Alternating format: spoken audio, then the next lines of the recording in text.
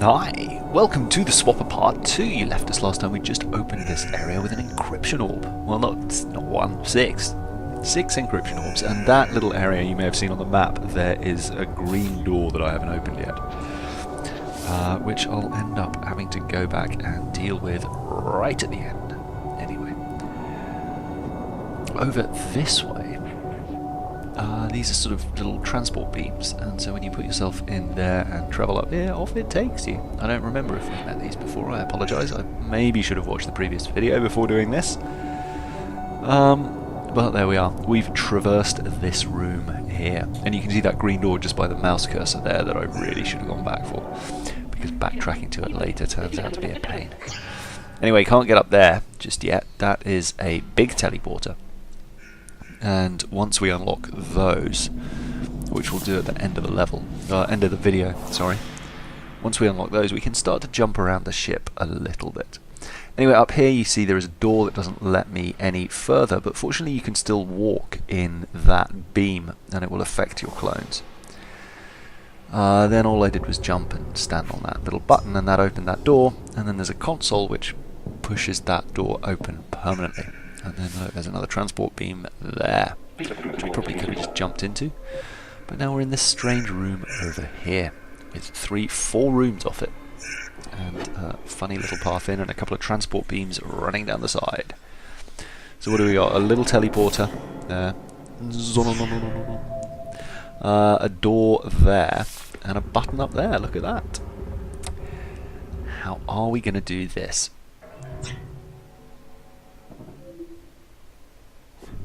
So, the plan is dude up on the button. There we go. And then you get in the beam like that and then fire yourself across. So that's actually pretty straightforward. So the button opened the door and then you fire someone into the beam and just keep them there until the door's open. And then down to the next one. Now, pink rooms what are pink rooms? Pink are blue and red light combined, so you can both not create an avatar in there and not swap. I cut ahead a little bit here just to show what's going on. Basically, standing on that button there will remove the blue lights at the top, allowing you to put two people up there. But I had a bit of a hard time working out how I was supposed to get someone on there, so in the end what I did was jump up there and walk a clone back onto the bottom underneath. And that gave me the freedom to create someone there. There we go. Now we're done with that room, yay! There's a couple more rooms in here. I think I skip one of them for some reason and come back a bit later, but we'll take this one first. So let's have a look at the map and see what's in here. That's nothing apart from a broken lift mechanism, I think. That's what the deal is there. Yeah, there we go. So I am there's a big old lift up there. And then a doorway directly down and a purple thing over to the left, which I think is an encryption orb thing. Obviously can't get that down yet. So let's have a look over here. There we go, encryption orbs. How many do we need? Did the Watchers take it? No, mindless. How could they? One more encryption orb. So it's off to solve a little puzzle. Only it turns out not to be a little puzzle. I think this room ends up having like 4 more off it. Yeah, see, there we go. So let's go high first.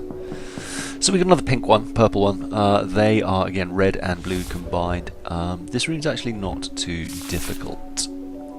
There are pressure pads everywhere. Actually, what I should have done is run that dude at the top down, because there's no need for him to be there. Oh, I suppose apart from to fire someone that way. There's a button there. And as long as he's on that button, we're in good shape. See, because I can take the other guys off that other button now, and he's going to be trapped up there, and that's removing the blue or the red light or whatever it was over the orb that I need to get. So all I did there was just switch between different people until I'd got rid of a couple. You get rid of people by walking them into each other. So that I just had one guy free to fire up to the top right. There we are, now we've got the encryption orb, but me being me, I want to finalise these rooms first. So in here we've got a little room with 2 little pits, and the orb is up there on the left, and look, there's a button which switched a red light off. And in fact in this room there's 4 buttons in total. one for each of the different lights. And this one took me a little while to work out. So now we've got 4 people and we've switched off all the lights, but like an idiot I've left a guy behind. So I've just started again from one guy. There we go, 1, 2. So now there's 4 guys, 1 each on a button. There we go, like that. And then I can transform into him, and then I've got 1 guy left here. There we go. And I can turn into him. So I need to walk that other guy off there to kill him, to give me another clone, to send up there, to pick that up. It's actually not too difficult. Just remember not to die when you're dropping off, because that sucks. And then there's just over here to the right, I think. I might go and have a little look down here first and find a teleporting area. See, 3 ways. Well, 2 ways out, 1 way in. But then it is back up here. Oh, sorry, I just paused to get another coffee. Apologies if the sound goes weird and it sounds a bit jilted, like I've just jumped back in, because I have. So there's a box somewhere, is there? Have I got the box? There's the box. I remember this one. There we go. So you knock that box down and then you run it over there. And you'll see you can use it to get up here, which is the first thing you want to do. And then you create another clone. You'll see here, you might see that platform thing where the mouse cursor is going up and down. That's what that button does, and that's important. So what you need to do is use this guy to drag that back there. And then I got rid of my clone. And then you push that up, the button, the box hits the button, which means you can then fire someone over there. There we go, and transform into him. So once you realise that the box is a play and you can only move the box using a clone, that one isn't too hard. Then I just wanted to see where these led, and they led back to exactly where I'd just come from. So that wasn't much fun. But while I'm here, I hope, I have a look at this other room. There we go. And there's a dream diary.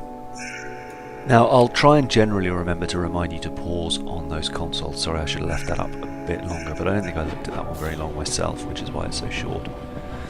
Anyway, this room here, there we go, that button removes that blue light on the left, and then you need to send someone up onto there.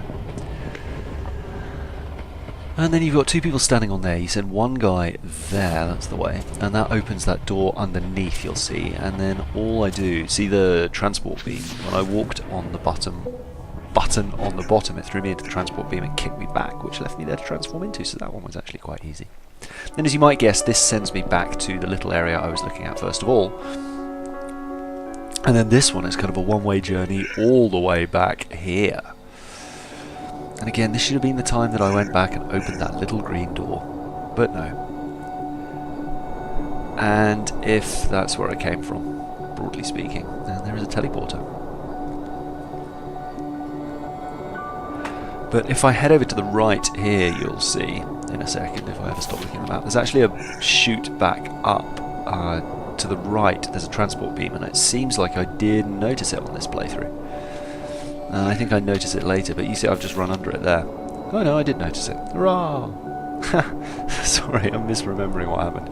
I think this is where I don't jump back in that teleporter. And because the one I jumped from wasn't both ways,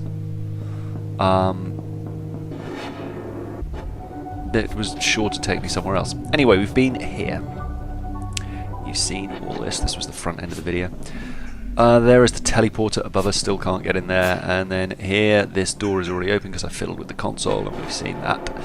And so we're here, back to this console here to open it, and that opens this door up to this rock smashing device, whatever that does.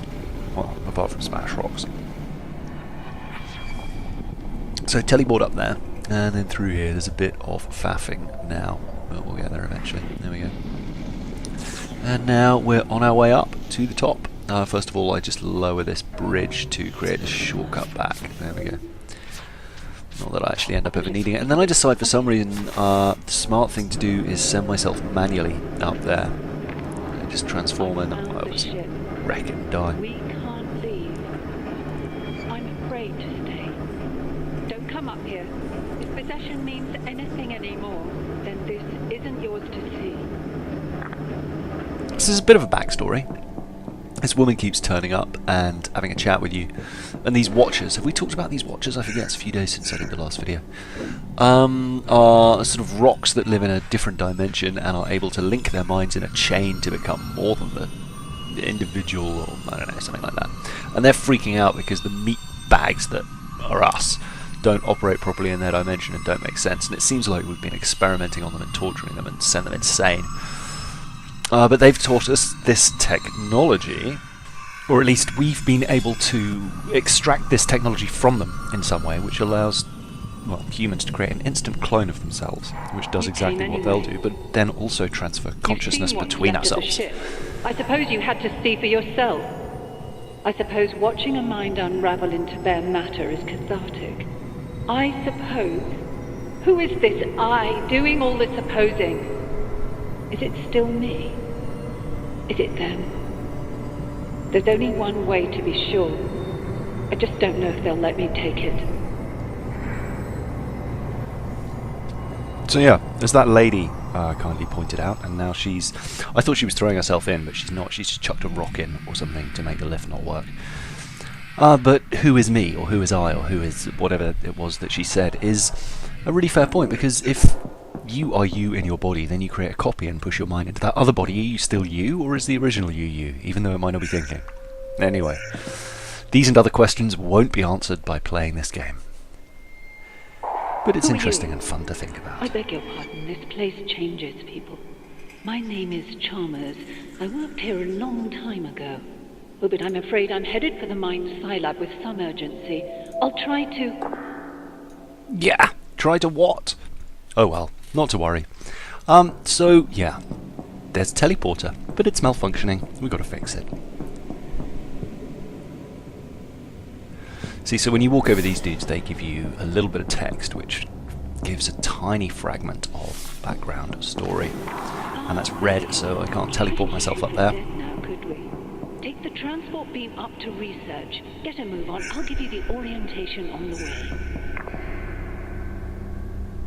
And at this point, she isn't saying much anymore. It's like, just go up to research and you'll work it out. This bit's quite fun. Sort of zero gravity, and you use your gun, your chopping gun, to create a bit of force. You'll see here, I'll click eventually. There. There. And if it hits against a surface, it projects you backwards. Quite why it needs to hit against a surface, I'm not sure. We'll put it down to the misunderstanding of basic physics. But the implementation is quite nice. You'll see here, once you get a bit of a speed going, and once I've actually worked out. The other interesting thing about this game is it really doesn't give you any hints at all at any point. It just sort of throws you into places.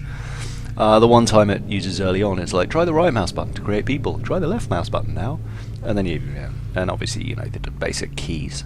But in terms of how to get your way through a particular area, I spit it up there, so you kind of see what there is to see. There isn't much guidance.